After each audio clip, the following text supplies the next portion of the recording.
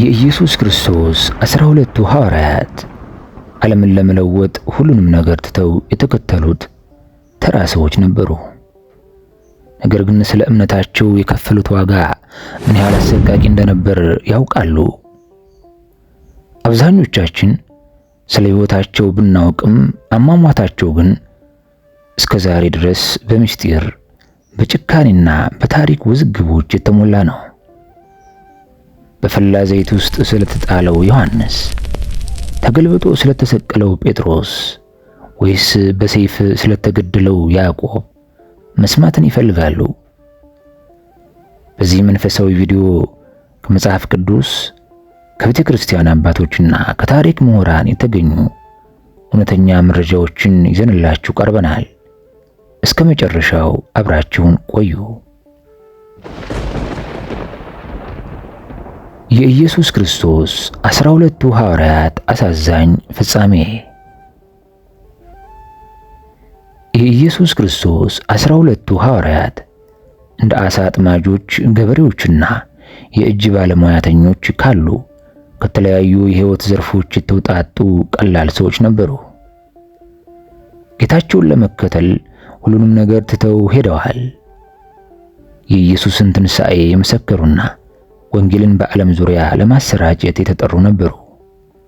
ነገር ግን ምስክርነታቸው ያለ ፈተና አልነበረም። በእምነታቸው ምክንያት ስደትና ሰማዕትነት ገጥሟቸዋል።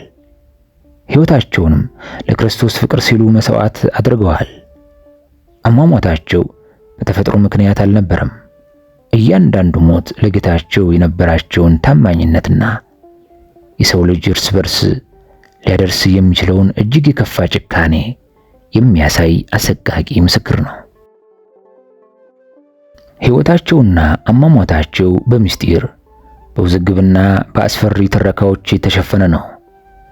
በዚህ ቪዲዮ በመጽሐፍ ቅዱስ ውስጥ የተመዘገቡትን በዝርዝር እንዲሁም በቤተ ክርስቲያንና በታሪክ ተመራማሪዎች የተመዘገቡትን መረጃዎች እንዳስሳለን።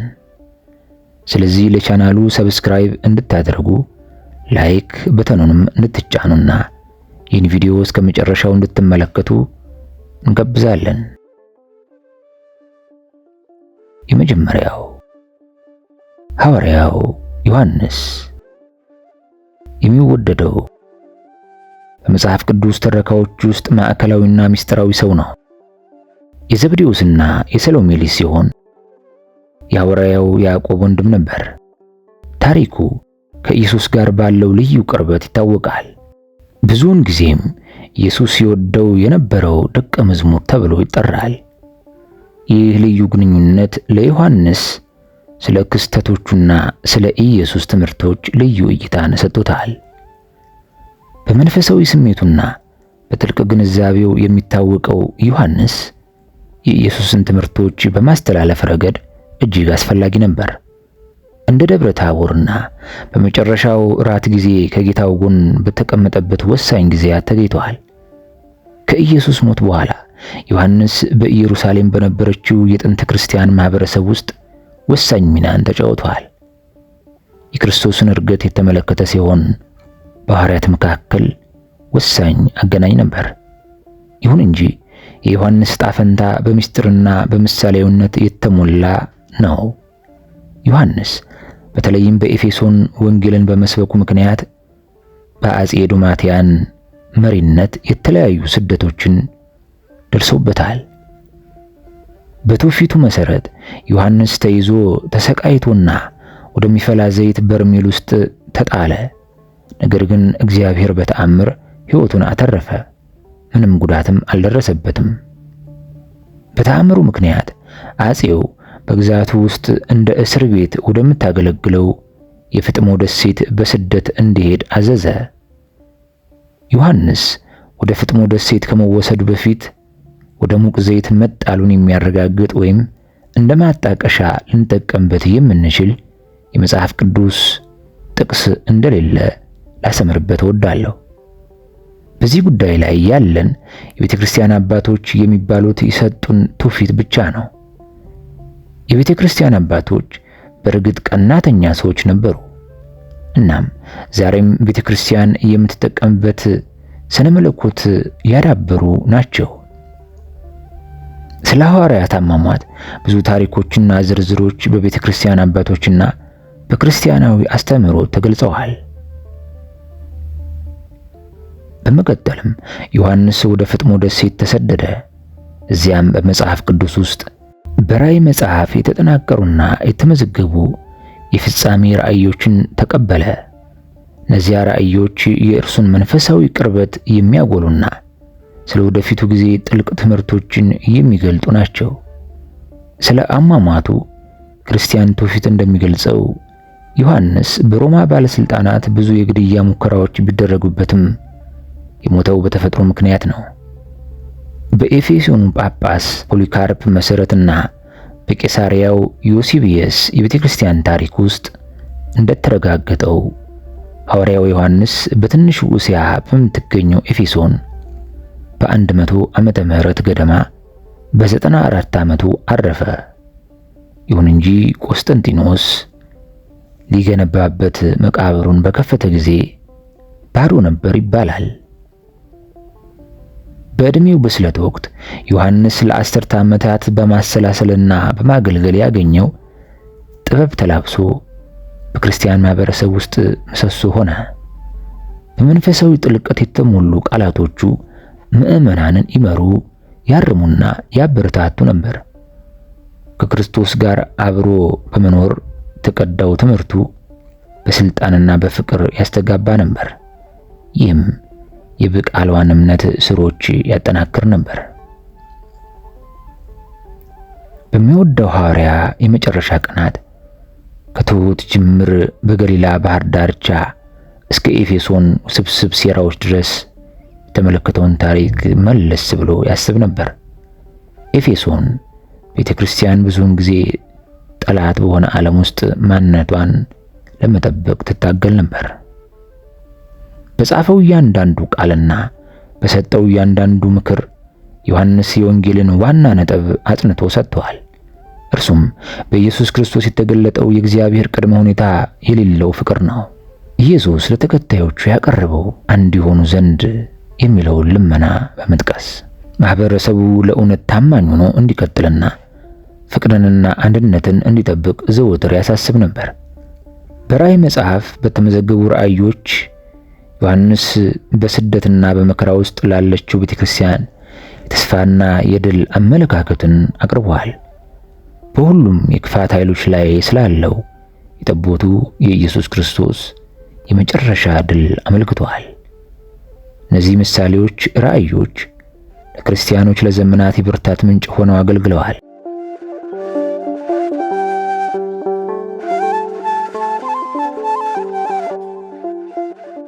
መከራው ምንም ያክል ቢከብድም የመጨረሻው ድል የእግዚአብሔር እንደሆነ ያስታውሷቸዋል።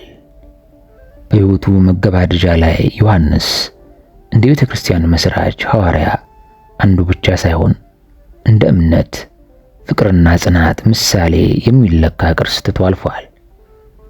በጽሑፎቹና በኖረው ሕይወቱ በኩል ስፍር ቁጥር የሌላቸውን ትውልዶች ማነሳሳቱን ቀጥሏል።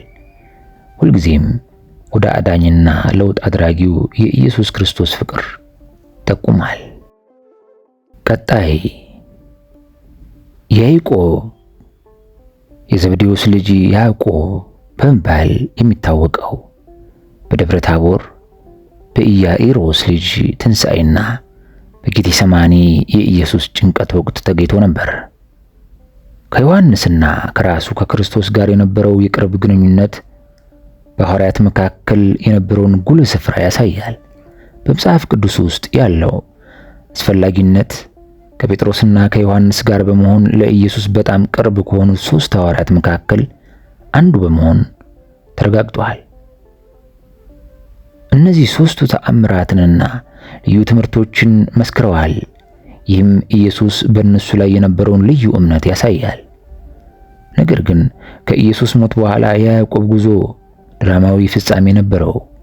በሐዋርያት ሥራ 12 ከቁጥር 1 እስከ 2 ላይ እንደተመዘገበው የይሁዳ ገዥ አግሪጳ አይሁድን ለማስደሰት ሲል የዮሐንስን ወንድም ያዕቆብን እንዲገደል አዘዘ። ንጉሥ ሄሮድስ አንዳንድ የቤተ ክርስቲያን አባላትን ለማጉላላት እጁን ዘረጋ። ያዕቆብንም በሰይፍ ገደለው። ትረካው ስላገዳደሉ ትክክለኛ ዘዴ ዝርዝር መረጃ አይሰጥም። ነገር ግን ትውፊት እንደሚጠቁመው ያዕቆብ አንገቱ ተቆርጦ ወይም በሰይፍ ተወቅቶ እንደሞተ ይናገራል።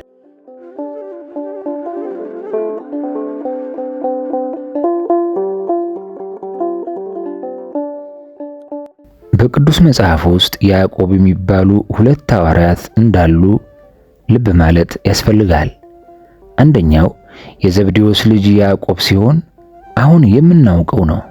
ሁለተኛው የእልፌዎስ ልጅ ያዕቆብ ወይም ታናሹ ያዕቆብ ነው። በወንጌሎች ውስጥ ያለው ተሳትፎ ከሌሎች ሐዋርያት ጋር ሲወዳደር በይፋ የማይታይና ጎልቶ የማይታይ ነው። ከኢየሱስ ሞት በኋላ ስለ እልፌዎስ ልጅ ያዕቆብ እንቅስቃሴዎች ያለው መረጃ የበለጠ አናሳ ይሆናል።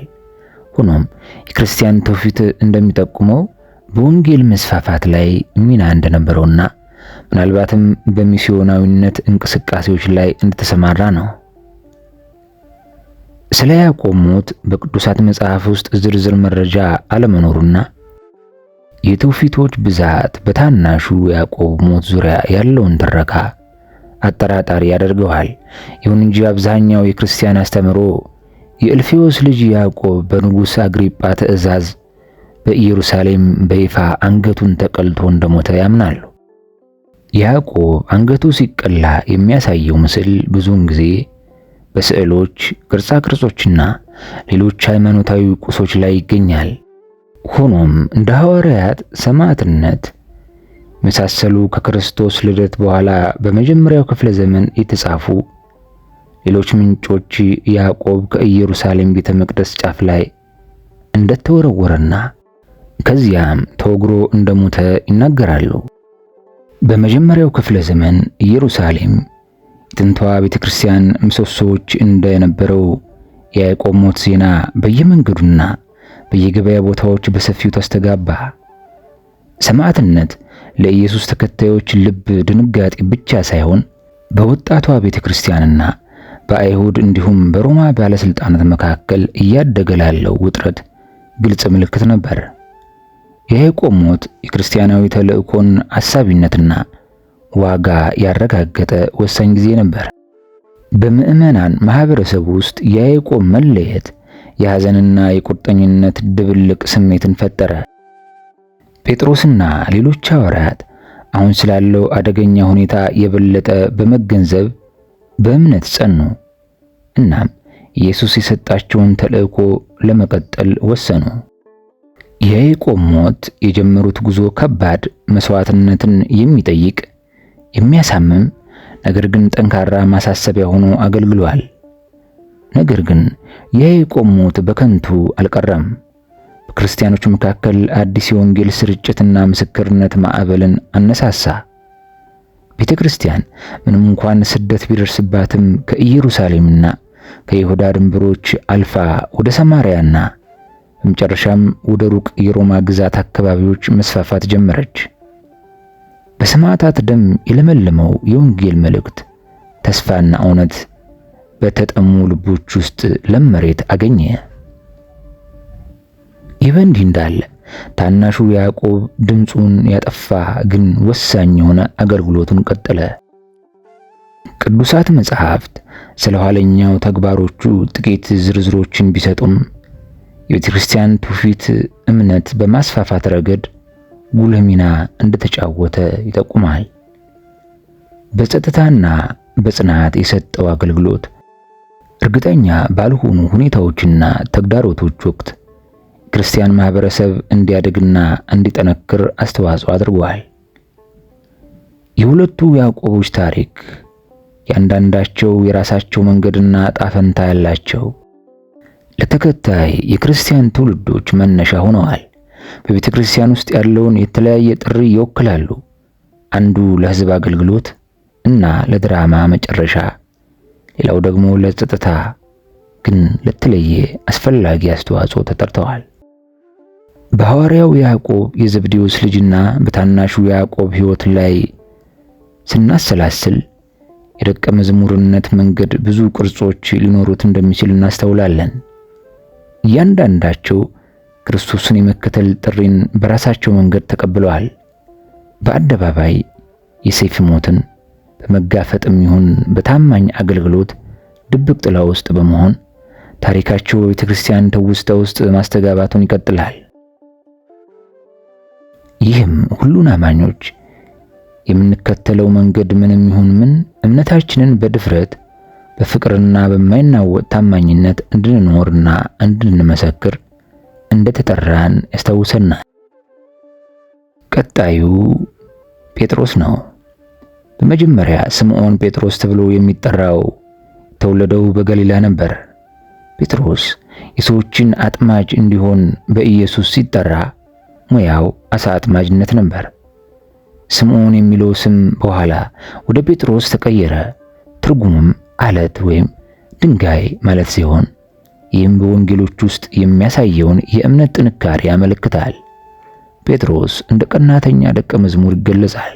ብዙውን ጊዜ ግልፍተኛ፣ ነገር ግን ለኢየሱስ ጥልቅ ፍቅር ያለው ነበር። እንደ በውሃ ላይ መራመድ ያሉ ተአምራትን የመሰከረ ሲሆን ኢየሱስ ክርስቶስ የሕያው የእግዚአብሔር ልጅ መሆኑን የተገነዘበ የመጀመሪያው ሰው ነበር። ጴጥሮስ በመጨረሻው ወራት ላይ ማዕከላዊ ሚና የተጫወተ ሲሆን የሐዋርያት መሪ ተደርጎ ጎልቶ ይታይ ነበር። በኢየሱስ መያዝ ወቅት የፈጸመው ክህደት ኢየሱስን መካዱ ትልቅ ታሪክ ነው። ይህንን ተከትሎ ጥልቅ ንስሐ የገባ ሲሆን ከትንሣኤ በኋላ በራሱ በኢየሱስ ታድሷል። ከኢየሱስ ሞት በኋላም ጴጥሮስ የወንጌልን መልእክት ለማስፋፋት በሮም ግዛት ሰፊ ግዛት ውስጥ ጉዞ ጀመረ። በመጨረሻም በሮም ተቀመጠ። ከዚያም እዚያ የክርስቲያን ማህበረሰብን አመራር ተረከበ። በሐዋርያት ሥራ መጽሐፍ ውስጥ በተለይም ለአሕዛብ የወንጌልን መስፋፋት በተመለከተ ወሳኝ ሚና እንደተጫወተ ግልጽ ነው። በ64 ዓመተ ምህረት የሮም ከተማ በታላቅ እሳት ተቃጠለች። ይህም ተከታይ ክስተቶችን አስከተለ። አጼ ኔሮ ለእሳቱ የክርስትና ተከታዮችን ተጠያቂ ያደረገና በእነርሱ ላይ ጨካኝ ስደትን ጀመረ። ጴጥሮስ ተይዞ የሞት ፍርድ ተፈረደበት።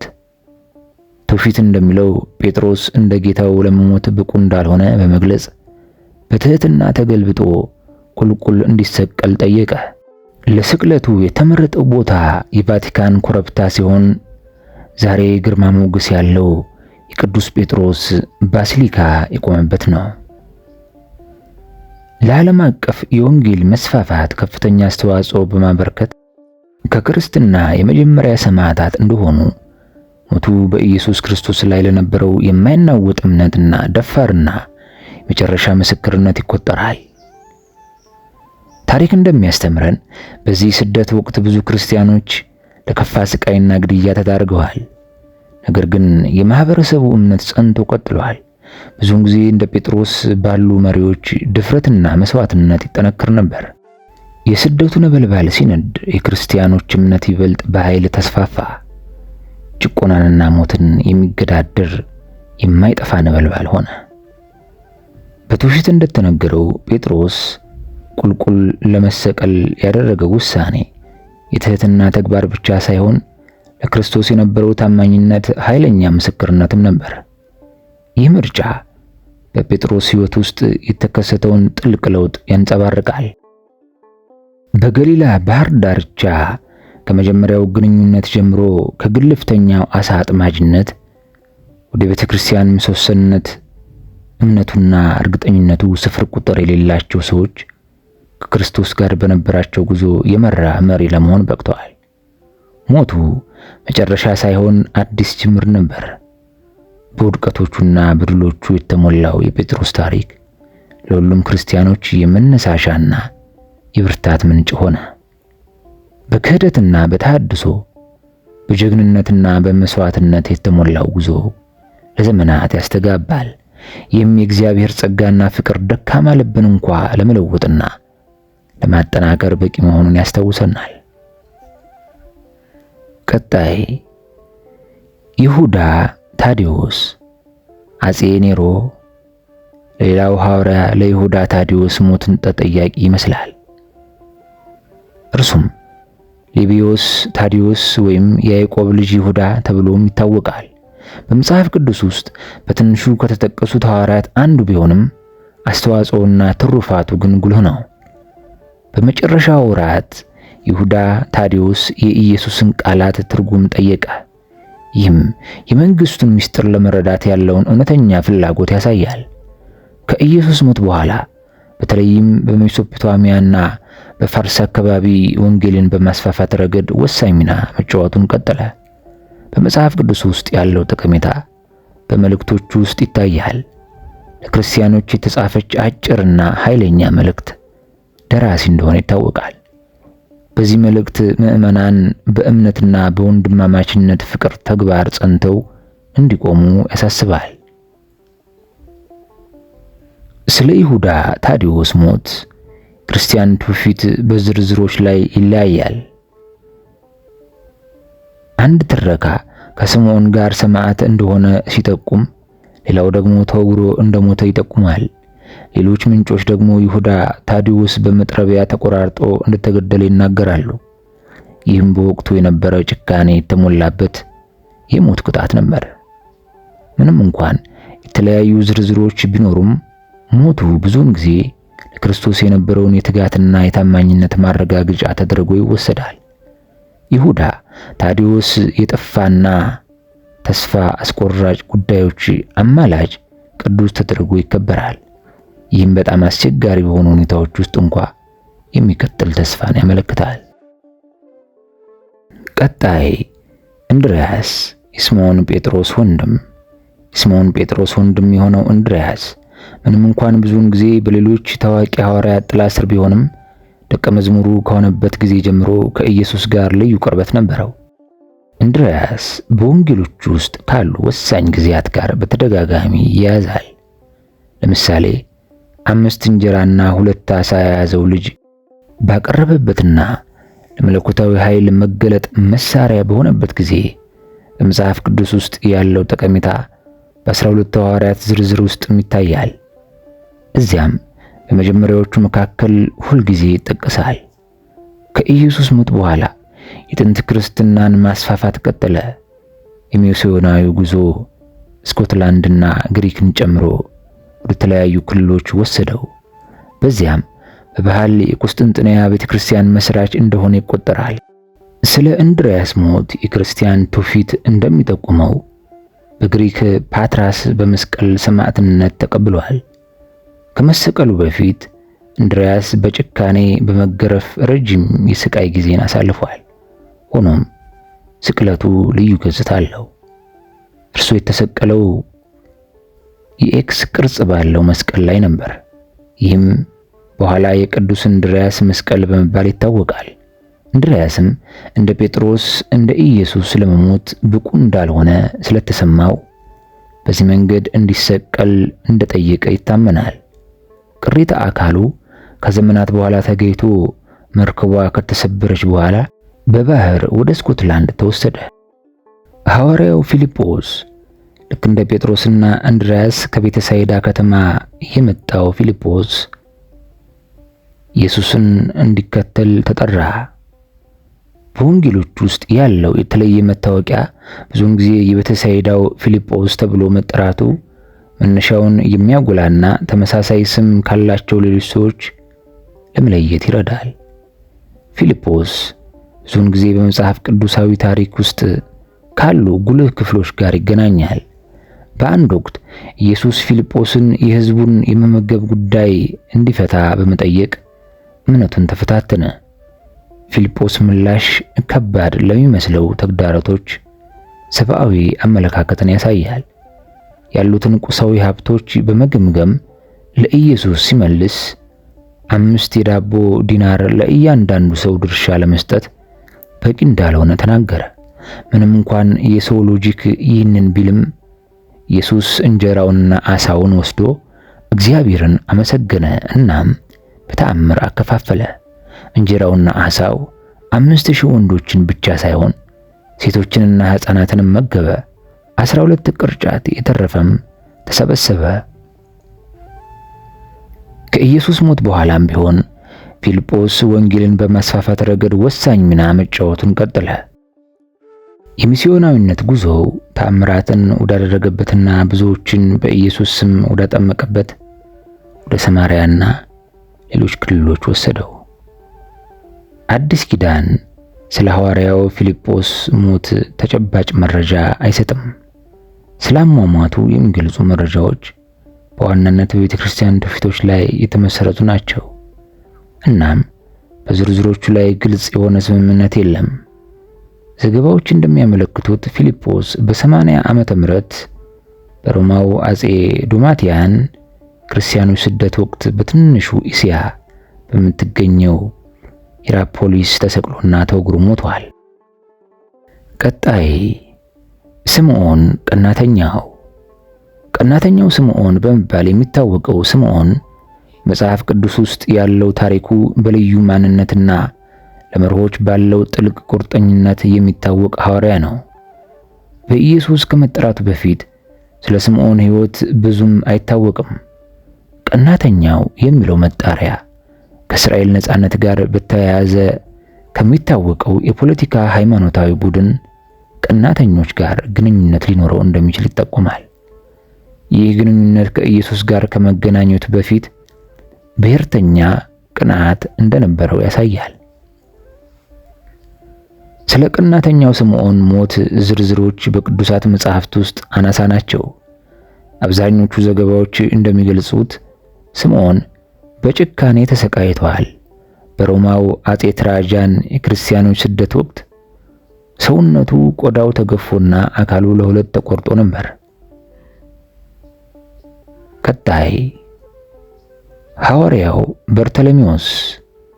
በርተሎሜዎስ በኢየሱስ ከተመረጡት 12 ሐዋርያት አንዱ ነበር። ከኢየሱስ ጋር የነበረው የመጀመሪያ ግንኙነት በዮሐንስ ወንጌል ውስጥ ተገልጿል። ፊልጶስ ለኢየሱስ ያስተዋውቀዋል። ኢየሱስም ተንኮል የሌለበት ሰው ሲል ይቀበለዋል።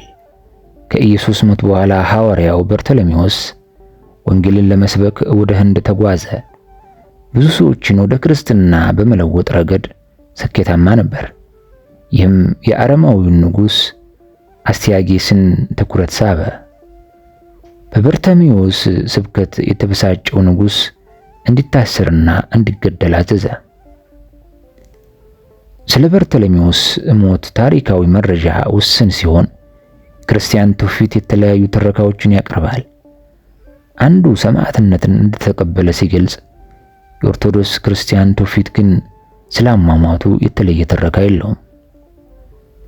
በዚህ ትውፊት መሰረት በ51 ዓመተ ምህረት በርተሎሜዎስ በክርስቶስ ያለውን እምነት ለመካድ ፈቃደኛ ባለመሆኑ ተገልብጦ ቁልቁል ከመሰቀሉ በፊት በሕይወት እያለ ቆዳው ተገፈፈ።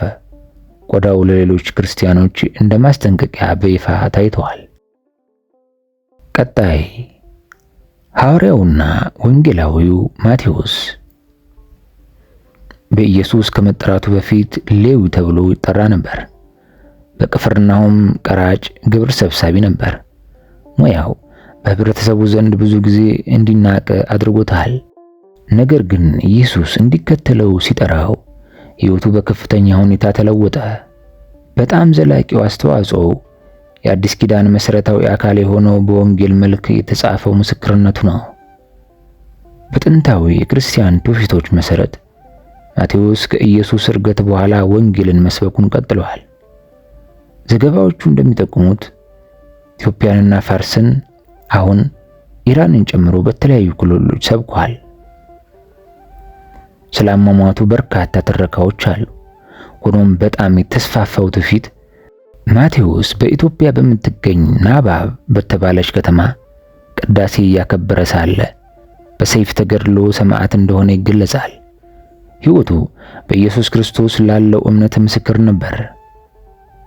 ሐዋርያውና ወንጌላዊው ማቴዎስ በክርስትና ላይ የማይረሳ ተጽዕኖን አሳድረዋል።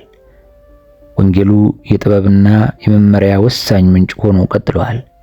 ሕይወቱም እግዚአብሔር ለውጥ አድራጊ ጸጋ እንዴት የሰውን ልብ እንደሚቀይርና ለመንግስቱ ክብር እንደሚጠቀምበት ምሳሌ ሆኖ ያገለግላል።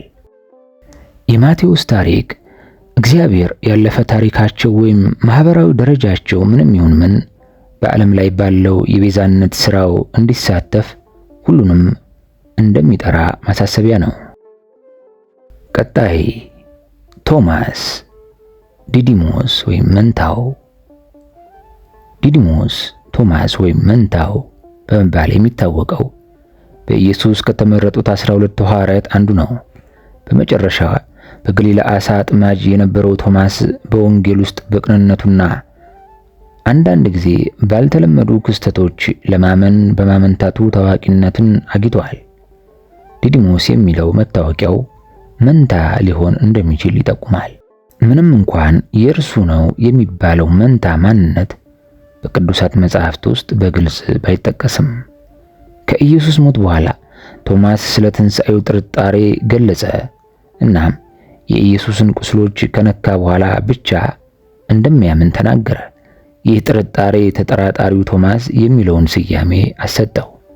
በመቀጠል ቶማስ ከኢየሱስ ጋር የተገናኘበት ቁስሎቹን እንዲነካ የተጋበዘበትንና በእምነት ምስክርነቱ ጌታዬና አምላኬ ብሎ ያወጀበት ሁኔታ የኢየሱስን ምሕረት ብቻ ሳይሆን ጥርጣሬዎችን የማሸነፍና ጥልቅ እምነት የማግኘት አስፈላጊነትን ያሳያል። ስለ ቶማስ የኋለኛው ሕይወት ያለው መረጃ ውስን ነው። ክርስቲያን ትውፊቶች እንደሚጠቁሙት የወንጌልን መልእክት በማሰራጨት በህንድ በሚስዮን ተሰማርተዋል። በዚህ ትረካ መሰረት ቶማስ ስኬታማ ከሆነ የወንጌል ስርጭት ተልዕኮ በኋላ በቼናይ ህንድ በጦር ተወግቶ ሰማዕት ሆኗል። ቀጣይ ይሁዳ አስቆሮቱ ይሁዳ ከዳተኛው በመጨረሻም ይሁዳ። ስሙ ለዘመናት የክህደት ተመሳሳይ ሆኖ የሚያስተጋባው ኢየሱስን ለሃይማኖት ባለስልጣናት አሳልፎ የሰጠ ሐዋርያ በመሆን በወንጌል ውስጥ ጎልቶ የሚታይ ሰው ነው። ይሁዳ የአስቆሮቱ የሚለውን ስያሜ ያገኘው ቀሪዎት ከተባለች ከተማ የመጣ ስለነበረ ነው። የኢየሱስ ደቀ መዝሙር ከመሆን በፊት ስለነበረው ሕይወት ብዙም አይታወቅም። ከ12 ሐዋርያት አንዱ ሆኖ መመረጡ መጀመሪያ ላይ ከሌሎች የክርስቶስ ተከታይ ጋር የጋራ ጥሪና ዓላማ እንደነበረው ያሳያል። የይሁዳ ታሪክ ያበላሸው አሳዛኝ ጊዜ የተከሰተው በመጨረሻው ራት ወቅት ነው። በወንጌሎች እንደተመዘገበው ሰይጣን ወደ ይሁዳ ገባ። ይህም ኢየሱስን በ30 ብር አሳልፎ እንዲሰጥ መራው። ከዚያም ኢየሱስን በመሳም ማን መያዝ እንዳለበት ለሃይማኖት መሪዎች ጠቆመ።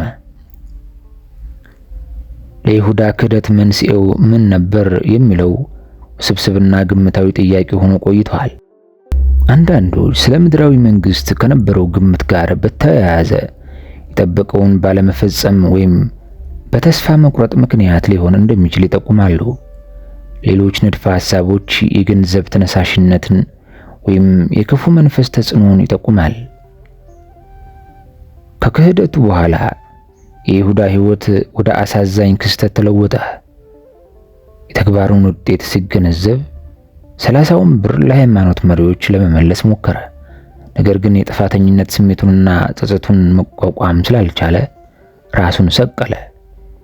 ክርስቲያን ትውፊት ብዙውን ጊዜ የይሁዳ አሳዛኝ ፍጻሜ የክህደትን አደገኛነት ለማስታወስ ያጎላዋል።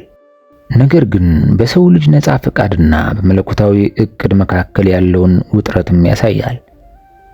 በዘገባዎቹ መሰረት ራሱን በመስቀል የሞተው የደም መሬት ወይም የሸክላ ሰሪው መሬት ተብሎ የሚታወቀው ቦታ ነው። ይህ ቦታ ይሁዳ በመለሰው 30 ብር የተገዛ ነው። በኢየሩሳሌም በሚገኘው ከሄኖም ሸለቆ አጠገብ የሚገኘው ይህ ቦታ መጀመሪያ ላይ በከተማው ውስጥ ለሚሞቱ የውጭ አገር ሰዎችና ወንጀለኞች መቃብር እንዲሆን የታሰበ ባዶ ቦታ ነበር። የደም መሬት የተሰኘው ስም ከይሁዳ ክህደት ጋር በተያያዘ የፈሰሰውን የኢየሱስን ደም ያስታውሳል። ከክህደት ጋር ከተያያዘው ምሳሌያዊነት በተጨማሪ ቦታው የንስሐና የድህነት ምልክት ሆኗል። የይሁዳ አስቆሮቱ ሞት በአዲስ ኪዳን በተለይም በማቴዎስ ወንጌልና በሐዋርያት ሥራ ውስጥ ተዘግበዋል። ትረካዎቹ በዝርዝሮች ትንሽ ቢለያዩም በአሳዛኝ ፍጻሜው ላይ ግን ይስማማሉ። በማቴዎስ ወንጌል ምዕራፍ 27 ከቁጥር 3 እስከ 5 መሰረት ይሁዳ ኢየሱስን አሳልፎ ከሰጠ በኋላ ተጸጸተ እና 30 ብር ለሃይማኖት መሪዎች ለመመለስ ሞከረ። ሆኖም ግን ገንዘቡን አልቀበል አሉት። በጸጸት ተውጦ ይሁዳ ሳንቲሞቹን ወደ ቤተ መቅደስ ወርውሮ ወጣ እናም ራሱን ሰቀለ። በሐዋርያት ሥራ 1 ከቁጥር 18 እስከ 19 ያለው ዘገባ ትንሽ ለየት ያለ ስሪት ያቀርባል። ይሁዳ ከንስሐ በኋላ ቁልቁል ሲወርድ ወድቆ እንደተፈረካከሰና ሆድ ዕቃው እንደፈሰሰ ይገልጻል። ምንም እንኳን ትናንሽ ልዩነቶች ቢኖሩም ሁለቱም ትረካዎች ወደ ተመሳሳይ አሳዛኝ ፍጻሜ ይጠቁማል። ይህ አሳዛኝ መደምደሚያ በጥልቅ ጸጸትና ተስፋ መቁረጥ የተሞላ ነው። ይህም የይሁዳን ታሪክ፣ የክህደትን መዘዝና ያለ ተስፋና ይቅርታ የሚመጣን የጸጸት ክብደት የሚያሳይ ከባድ ማሳሰቢያ ያደርገዋል። ይህንን ቪዲዮ እንደወደዳችሁት ተስፋ አድርጋለሁ። እባክዎ ለቻናሉ ሰብስክራይብ ያደርጉ፣ ላይክ ያደርጉ። የእግዚአብሔር ሰላም ከእናንተ ጋር ይሁን። አሜን።